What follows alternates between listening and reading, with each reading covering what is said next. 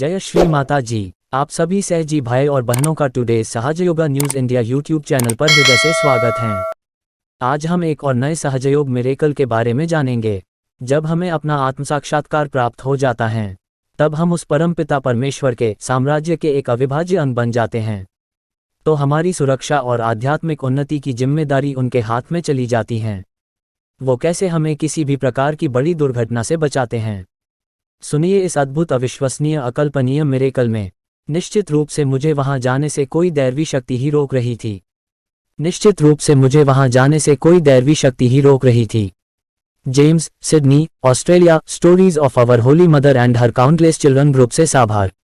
मैंने अपना आत्मसाक्षात्कार वर्ष 2005 के अंत में प्राप्त किया।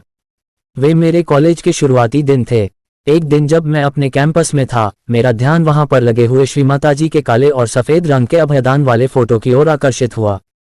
मैं सीधे वहीं चला गया जहां पर यह फोटो लगा था और जिस पर बड़े बड़े शब्दों में लिखा था कि आप ये मन, बुद्धि, शरीर आदि कुछ भी नहीं है, बल्कि केवल एक आत्मा है, और यही सबसे बड़ा सत्य है। श्री माताजी की फोटो और उसके साथ लिखे हुए ये शब्द पढ़कर मेरे अंदर अकस्मात जैसे कोई चीज जागृत हो उठी। मुझे तुरंत मालूम हो गया कि मुझे उनकी बताई हुई सहजयोग ध्यान पद्धति को अवश्य करना है।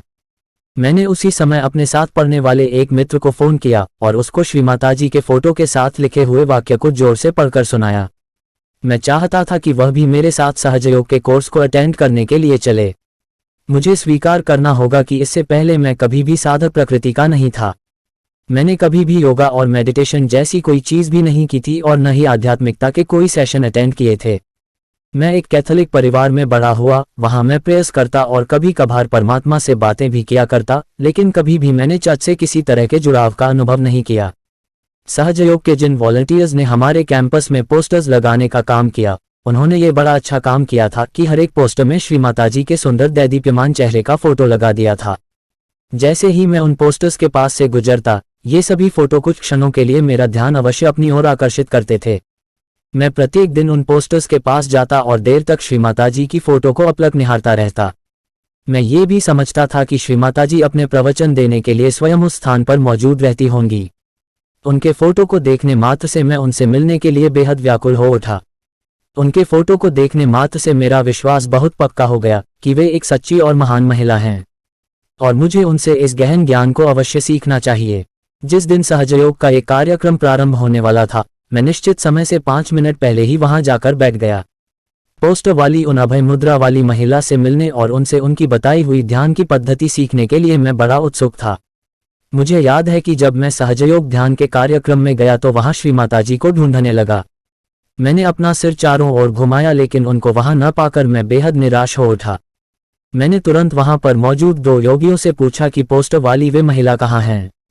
उन्होंने क्षमा मांगते हुए कहा कि श्री माताजी तो इस समय भारत में हैं। निश्चित रूप से मैं बहुत ही निराश हो गया था, लेकिन चूंकि वे लोग मुझे बहुत अच्छे लगे, अंततः श्री माताजी के वहां न होने बावजूद भी मैं सहजयोग ध्यान सीखना चाहता था। मुझे शुरुआत में शीतल चैतन्य लहरियों का अनुभव तो नहीं हुआ, लेकिन मैंने कुंडलिनी की धड़कन को अवश्य महसूस किया।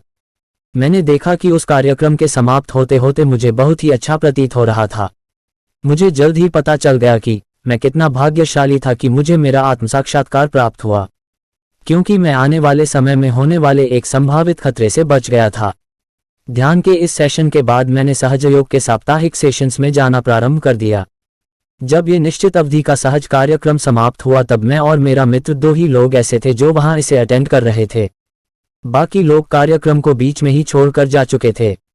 ध्यान करने की हमारी दिलचस्पी के कारण वहां के आयोजकों ने हमारे लिए इस कार्यक्रम की अवधि कुछ समय के लिए बढ़ा दी। मेरे आत्मसाक्षात्कार प्राप्त करने के 5 माह और इस कार्यक्रम के 2 माह के बाद मुझे मेरे एक मित्र कियान ने एक रेव पार्टी के लिए आमंत्रित किया। उस समय तक मैंने घर पर शायद ही कभी ध्यान किया था। मैंने शायद श्री माताजी के लेक्चर्स के कुछ एक वीडियोज ही देखे थे। उस समय तक मुझे इस बात की भी जानकारी नहीं थी कि शराब पीना और पार्टी करना धार्मिक जीवन शैली के अनुसार वर्जित था। चूंकि मैं पहले भी 1-2 बार ऐसी पार्टीज में जा चुका था और इसलिए मैंने अपने मित्र का निमंत्रण तुरंत स्वीकार कर लिया और उससे कहा, हाँ क्यों नहीं, मैं पार्टी में अवश्य आऊंगा। पार्टी वाला दिन मैंने अपनी एक और फ्रेंड क्रिस्टी के घर पर बिताया। जैसे ही कियान का फोन आया कि वो हमें पार्टी में ले जाने के लिए आ रहा था, तो न जाने क्यों मगर मैं न तो इस पार्टी में और न कहीं अन्यत्र जाना चाहता था। मुझे तो ये भी मालूम भी नहीं था कि क्यों मैं कहीं नहीं जाना चाहता था।